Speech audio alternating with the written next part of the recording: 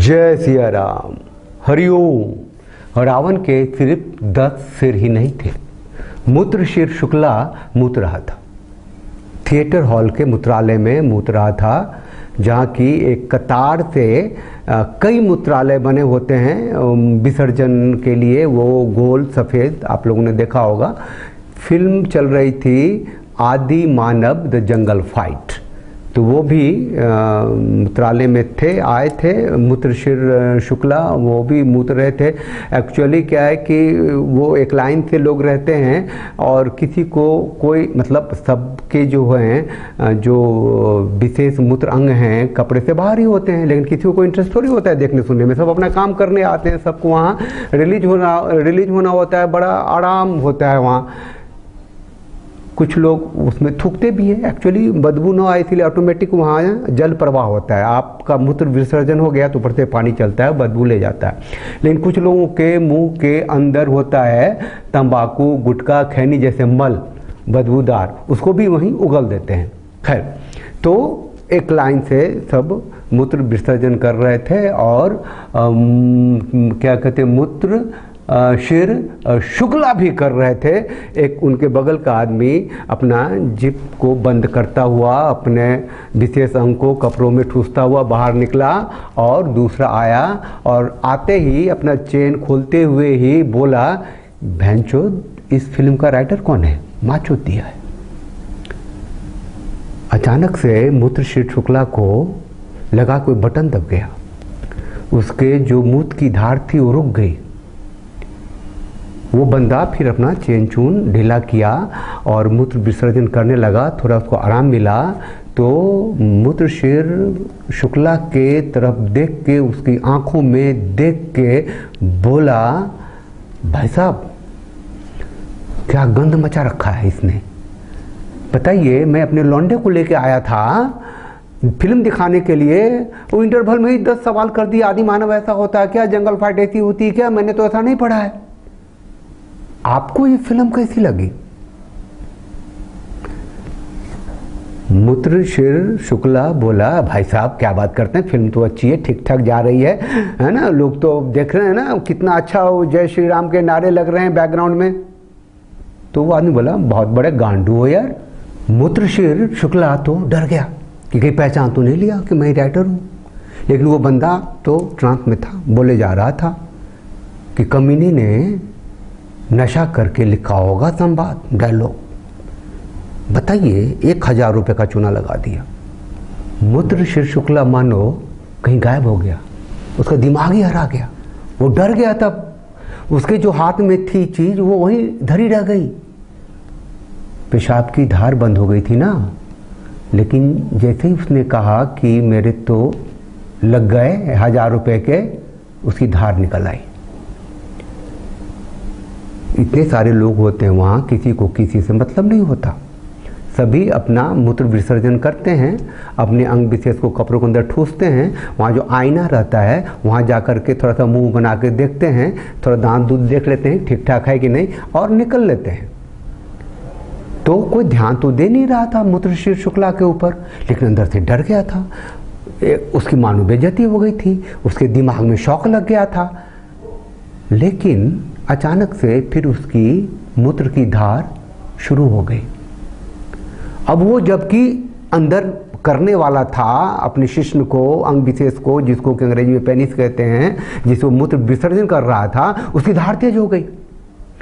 धार तेज हो गई, उसका कलर बदलने लग गया, हरा, ग्रीन, फिर देखा गहरा नीला और काला। मूत्रशीर के शिश्न से जो मूत्र विसर्जन हो रहा था उसके रंग बदलने लगे। भाई साहब, वो सोचा कि कहां से इतना आ रहा, उसको समझ नहीं आ रहा। अंदर से बहुत डर गया था हिंदू, खतना तो कराया नहीं था। तो उसने शिश्न के चमड़े को आगे करके बंद करनी चाहा तो चारों तरफ फैल गई उसकी मूत्र विसर्जन। डर से फिर छोड़ा, ये क्या हो रहा है। मूत्रशीर शुक्ला ने आगे पीछे देखा, वो खाली हो गया था, लोग जा चुके थे। 1-2 आईने के सामने खड़े थे, अपना वो लास्ट देख रहे थे कि अपना चेहरा, वो निकल रहे थे। उनको लेट जगह मिली थी मूत्र विसर्जन के लिए। इसकी धार एकदम तेज होती जा रही थी। इसने क्या किया, जबरदस्ती ताकत लगा करके अपने शिश्न को पेंट के अंदर ठूसा, चेन खींचा। तभी थिएटर की घंटी बजी। इंटरवल के बाद सिनेमा शुरू होने वाला था। वो जैसे ही बढ़ने वाला था कि उसके कच्छे के अंदर का शिश्न पेंट फाड़ के बाहर निकला, लोहे की तरह कड़ा, पहले से दुगुना साइज का, दुगुना मोटा, और उसके शिश्न से, उसके मूत्रांग से जो पानी की धार इतनी तेज थी कि सामने जिसमें पेशाब कर रहा था वो जो एक सीमेंट का बना होता है गोल सा, उसमें छेद होने लग गया। मूत्रशिर महसूस किया शरीर के अकरन की, कुछ बदलने लग गया था, अजीब सा। एक और जननांग निकला उसके शरीर के अंदर से, वही पत्थर का, लोहे का, और जिसमें मूत्र की धार पहले से ज्यादा मोटी थी। फिर तीसरी, फिर चौथी। अब चार चार शिश्न, जननांग, मूत्रांग, मूत्रशिर शुक्ला के शरीर से बाहर निकले, लोहे जैसा करा, पत्थर जैसा। वो करे तो क्या करे, और वो जो उससे जो पानी की धार इतनी प्रबल थी, इतनी तेज थी कि सामने वाला जो वो खोपचा था जिसमें मूत्र विसर्जन हो रहा था, वो टूटने लग गया। किसी तरीके से मुड़ा तो सोचा कि भैया अब क्या करें, चार चार, और हाथ तो दो ही हैं। चार चार शिश्न हो गए थे, हाथ दो ही थे, और बहुत तेज प्रवाह में नीले, गहरे, काले, बैगनी रंग की मूत्र विसर्जन, धारा प्रवाह होता जा रहा है। अचानक से मूत्रशिर शुक्ला के हाथ निकलने शुरू हो गए। अब चार शिश्न के लिए उसके 8 हाथ निकल गए। अब वो 8 हाथों से उसको संभालने की कोशिश कर रहा है। उसका साइज बड़ा होने लग गया, उसका सिर पहुंच गया छत तक। वो ऐसे मुड़ा, देखा कि सामने वाला जो दीवारें थी जिसमें वो एक लाइन से लोग पेशाब कर रहे थे, उसके मूत्र की धार से गिर चुका था। उसका सर जब बड़ा होता चला गया तो छत फटा।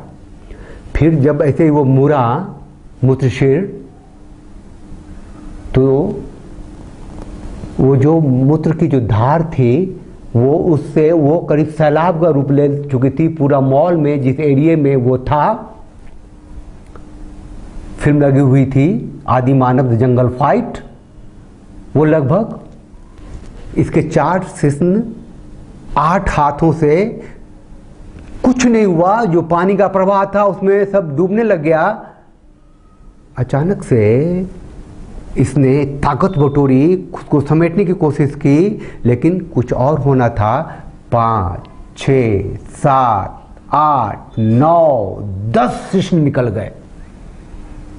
पेनिस, मूत्रशिर शुक्ला के 10 शिश्न हो गए, 20 हाथें हो गई, पैर 2 ही हैं, उसकी हाइट 120 फीट हो गई। वो थिएटर के अंदर अट्टहास करते हुए घुसा, उसका चरित्र बदल गया और पानी की धार देखते ही देखते ध्वस्त हो गया। सारे लोग जो थिएटर के अंदर थे आदि मानव द जंगल फाइट देख रहे थे, जबकि वो आखिरी आवाज जो उनके कानों में गूंजी वो मूत्रशिर शुक्ला की थी, अबे गांडू कौन है, धाराशायी खत्म। अब उसने देखा जो मलबा है उसके पीछे उसका पैर दब गया है। तो मूत्रशिर शुक्ला को पैर जब दबा हुआ मलबे में धंसा हुआ देखा तो पैर कदम जो नहीं उठा पा रहा था, अचानक से उसके पैर निकलने शुरू हो गए। 2 पैर थे, 4 हो गए, 8 हो गए, 10 हो गए, 12 हो गए, 14 हो गए, 16 हो गए, 18 हो गए, 20 हो गए। अब वो 8 हाथ करता हुआ 20 हाथ 20 पैरों से चलता हुआ आगे बढ़ा और 10 जो हौजुमा बड़े बड़े जो शिष्य थे उसके पानी जो आ रहा था काले रंग का, नीले रंग का, गहरे बैगनी रंग का, वो छोड़ता हुआ और उसके 10 नितंबों में से जो मल निकल रहा था, जो बदबू फैल रही थी, जब वो बाहर आया तब तक खत्म हो चुका था वो क्षेत्र, वो आबादी, वो जो इलाका था खत्म हो चुका था, जलमग्न हो रहा था, वो अट्टहास कर रहा था, उसकी ऊंचाई आसमान को छू रही थी। तो ऐसा लगा कि सरकार की सुरक्षा में लगे कुछ लोग आ गए हैं और हेलीकॉप्टर से चल के उसके ऊपर कोई गोली दागी गई और वो उसके गर्दन में लगी और वहीं से उसका सिर निकलना शुरू हुआ। 1 2 3 4 5 6 7 8 9 10 मूत्रशीर शुक्ला के 10 सिर हो गए, 20 हाथ हो गए, 20 जननांग मूत्रांग हो गए, 20 हगने वाले हो गए, 20 पैर हो गए। अब जबकि धरती को वो लीलने वाला था, खत्म करने वाला था, अचानक से उसके 20 आंखों में एक तेज रोशनी आई। एक साथ वो बिलबिलाया, दर्द से चीखा,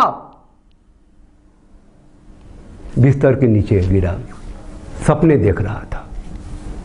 देखिए हरिओम, कलयुग का रावण सिर्फ 10 सिर वाला नहीं होगा, उसके अनेक हाथ होंगे, अनेक पैर होंगे, अनेक जननांग होंगे, अनेक नितंब होंगे जहां से वो मल छोड़ेगा। इतने बड़े दानव का, इतने बड़े पिशाच का, इतने बड़े विध्वंसक का अंत करने के लिए होगा कल की अवतार। ये कल की विष्णु और शिव के अंश होंगे, लेकिन इतने बड़े दानव का, इतने बड़े पिशाच का, इतने बड़े विध्वंसक का खत्म करने के लिए, इस दानव को खत्म कर कर सनातनी सत्ता की व्यवस्था को लागू करने के लिए कल की अवतार को, विष्णु और शिव के अंश को 7 चिरंजीवियों की जरूरत पड़ेगी और 7 चिरंजीवी कल्कि की मदद करने के लिए आएंगे। वो 7 चिरंजीवी होंगे, सबको पता है, बजरंगबली, भगवान परशुराम, गुरु कृपाचार्य, महर्षि वेदव्यास, महाबली जामवंत, अश्वत्थामा और विभीषण। और ये 7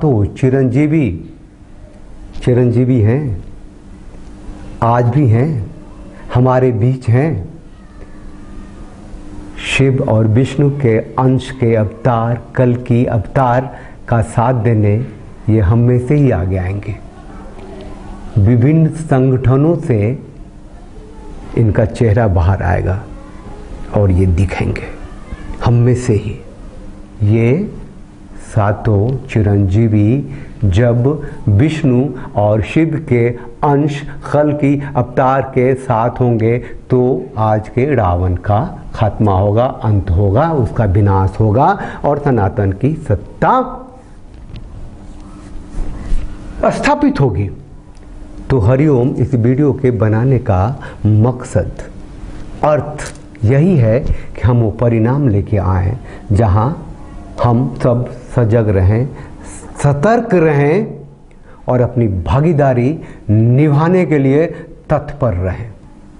चैनल को लाइक कीजिए, शेयर कीजिए, सब्सक्राइब कीजिए, उस बेल आइकन को प्रेस कर दीजिए जिससे आपको नोटिफिकेशन मिलता रहेगा। और आप अगर कुछ कहना चाहें, कुछ लिखना चाहें, कुछ बोलना चाहें, अपनी प्रतिक्रिया देना चाहें तो ज़रूर दीजिए।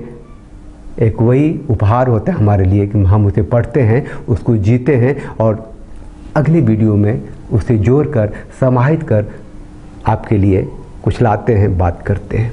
जय सिया राम, हरिओम।